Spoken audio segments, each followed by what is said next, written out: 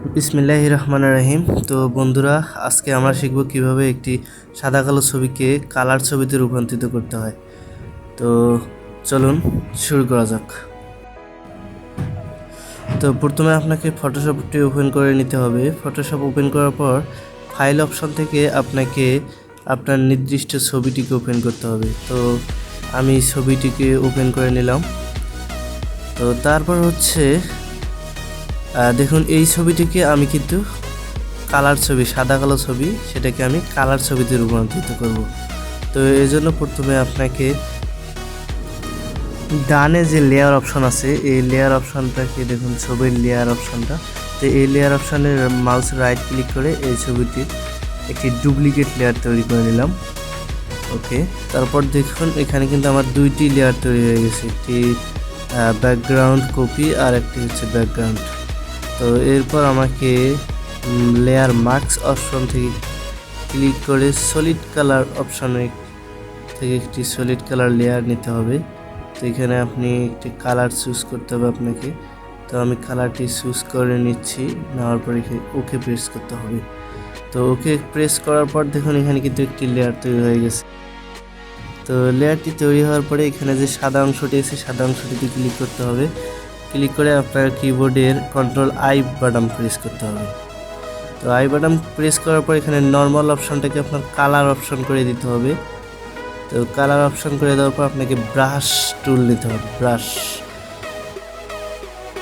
তো ব্রাশ টুল নেওয়ার পরে দেখুন সলিড কালারে আপনি যে কালারটি নিয়েছেন, সেই কালারটি আপনি কোন অংশে ইউজ করতে চান সেই অংশে ব্রাশ করতে হবে। সেই অংশটাতে আমি ব্রাশ করতেছি।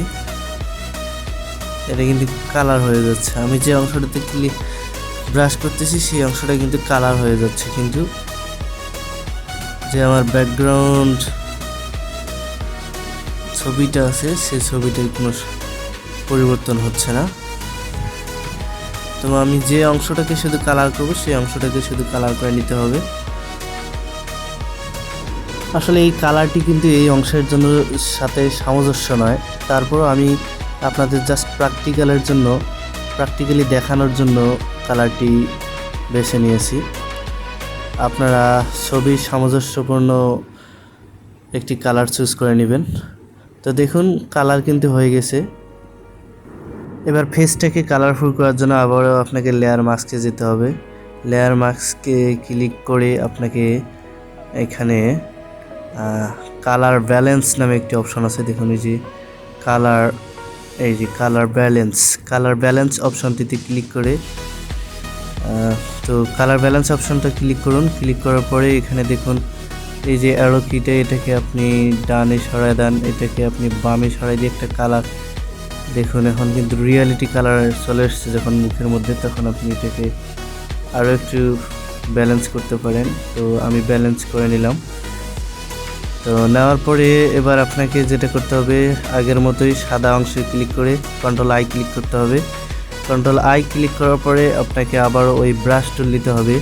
ব্রাশ টুল নেওয়ার পরে আপনি আপনার ফেস অংশটাতে শুধু ব্রাশ করুন, ব্রাশ করলে কিন্তু, তো দেখুন আমি ব্রাশ করতেছি। তো এইভাবে ব্রাশ করলেই কিন্তু আপনার ফেসের কালারের মধ্যে একটা রিয়াল ভিউ চলে আসবে, রিয়াল ছবির কালারাইজ ছবির একটা ভিউ চলে আসবে। তো পুরো ফেসটাতে আপনাকে খুব সাবধানে ব্রাশ করে নিতে হবে যেন কোনো অংশ বাদ না যায়, শুধু ফেস অংশটুকুতে।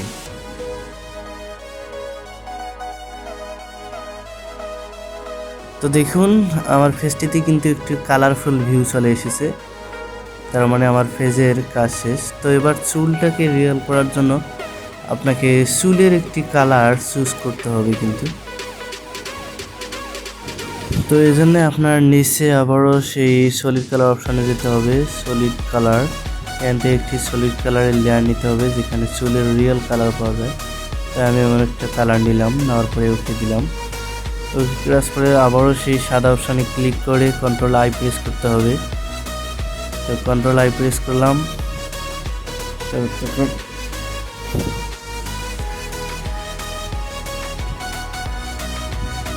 তো এই নর্মাল অপশনটাকে আপনাকে কালার করে দিতে হবে,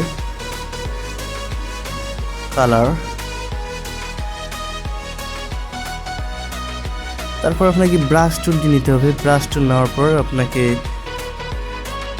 যে চুল অংশটি আছে, ছবির যে চুল অংশটি আছে সেই চুল অংশটিতে ব্রাশ করতে হবে। তো দেখুন আমি কিন্তু ব্রাশ করতেছি,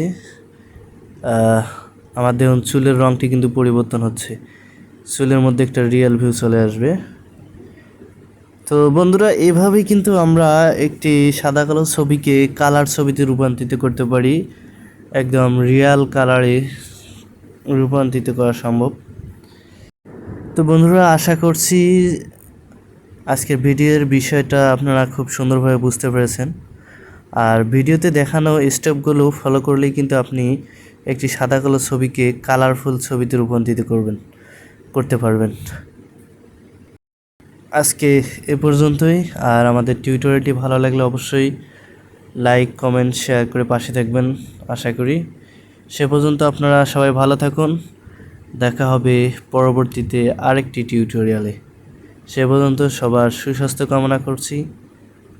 খোদা হাফিজ।